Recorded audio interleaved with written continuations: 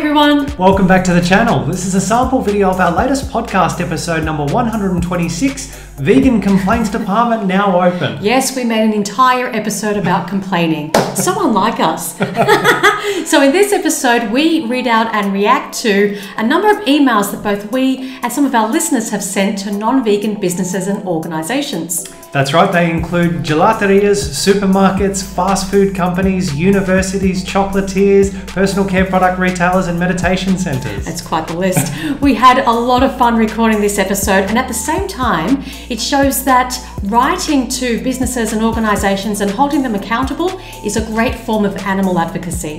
This is a short sample video, and if you'd like to listen to the full episode, you can join us on Patreon, which is linked in the description below this video. Thank you so much for watching and listening. Hope you enjoy this. Keep sending us those complaints, and we'll see you in the next video. Bye everyone.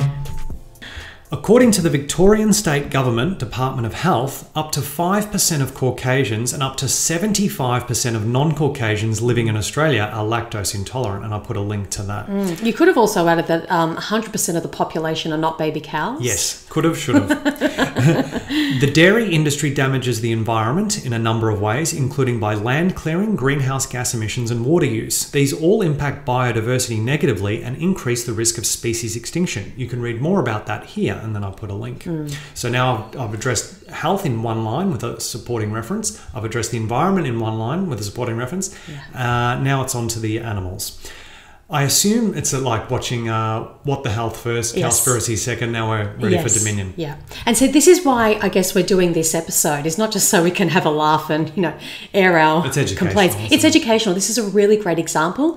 And I think it's good for people to be aware of, this is how we can hold companies, businesses accountable. This is how we can educate them. This is how we can influence change. Exactly. It's like having an outreach conversation with a non-vegan business via email, isn't it? That's right. And there was someone who commented on Patreon, or I think they emailed us saying, I've never sent an email like this before, but I'm now inspired to start sending emails, demanding plant-based options. Exactly. So this That's is the point really of this great episode, isn't it? Yeah.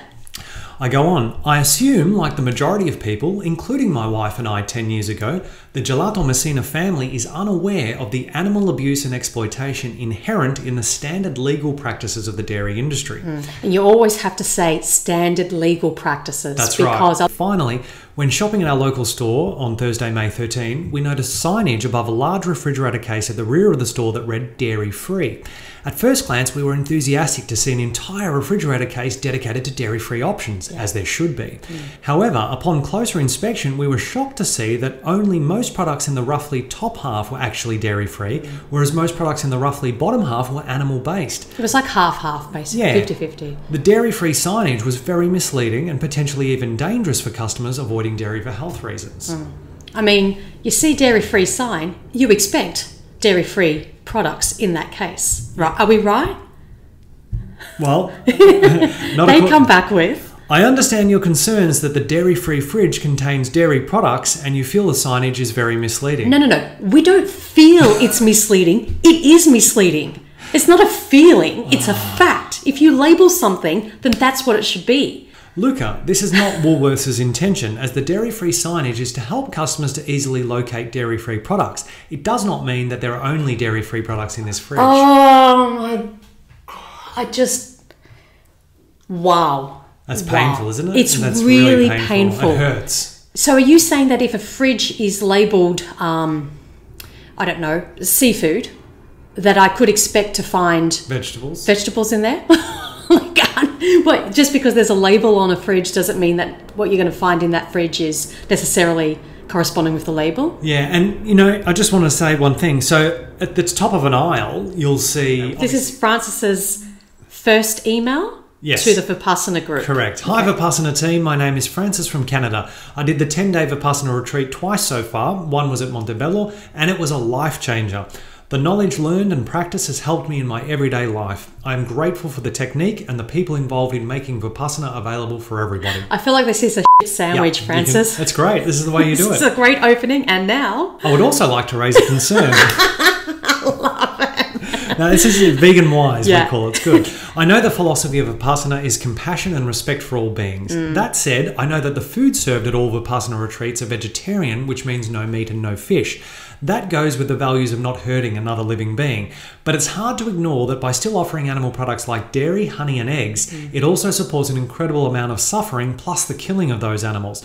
I'm not sure if you know how the dairy and egg industries work, but they're as bad as the meat industry, and probably more suffering is involved. Yeah. So the response from Vipassana. Hello, Francis. Bracing myself. Thank you for your patience regarding our response to your concerns regarding offering a solely vegan diet at Dharma Sorabi. We can assure you that our centre and all other centres in our tradition that we are aware of are following the 5 precepts that the Buddha taught. We assure you. We assure you. Don't worry, just take our word for it. Never mind your concerns. We can assure you. It is volition that matters. If there is no volition to kill or have someone kill for us, we are not breaking sila. And I don't know whether it's pronounced sila or sila. Right. When using dairy products, we are not having any volition that these animals are harmed. It is that simple. What? Hold on. Luke, break that down for me. What do they mean? Oh, it's exactly as you read it. It's about intention. You're not intending to slit the throat when you slit the throat? But I don't understand. Does anyone else have a problem with intention or volition, another word for volition would be desire or want. But there's no volition to kill. There's no want. There's no desire to kill. But that's exactly what you're doing. Yeah. You don't want to kill them, but you are slitting their throat. Yeah. You don't want to do it, but you are doing it. Yeah. It doesn't matter. But all that matters is that you don't want to. But you are. It doesn't matter. But you're doing it. But you don't want to. But you're doing it. You're choosing to. You do want it. It's bad, isn't it? Oh my gosh. Fortunately for all of us, watching our volition and keeping that in line with sila is enough to calm the mind to practice Vipassana and slowly come out of the stresses and tensions of life and death. Oh, so easy to say when you're not the one being stabbed in the throat. I mean, I just